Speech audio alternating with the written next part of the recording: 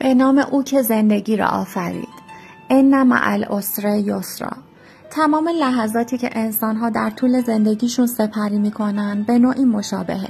تنها تفاوت توی دیدگاه‌ها، تجربیات گذشته، نوع پذیرش، آستانه تحمل و مهمترین بخش اون کمک‌هاییه که افراد بعد از مواجهه با ناملایمات از طرف دیگران کسب می‌کنن.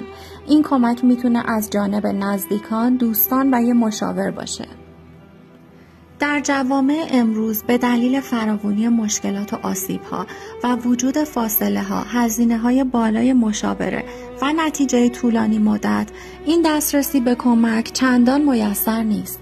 اما در این میان یک کتاب مناسب میتونه بسیار یاری رسان باشه. همه ما تو زندگی ممکنه کم و زیاد با رنجش‌ها، آسیب‌ها، بیماری‌ها، از دست دادن و مرگ دست و پنجه نرم کنیم. گاهی تحمل بار این اندوه از توان ما بیشتره. هرچند امیدوارم هیچ کس تو زندگیش چنین تجربیات تلخ و طاقت فرسایی رو متحمل نشه. اما به هر حال ما در این دنیا زندگی میکنیم و کسب آمادگی و نحوه برخورد درست با پیشامدها میتونه از شدت آسیب‌ها کم کنه. اگر این کتاب رو مطالعه می‌کنید به این دلیل که عزیزی رو از دست دادید و یا با بیماری دست و پنجه نرم می‌کنید و بار اندوه بزرگی رو به دوش می‌کشید، از صمیم قلب می‌خوام با به اشتراک گذاشتن مطالب این کتاب سهمی توی التیام زخم‌هاتون داشته باشم.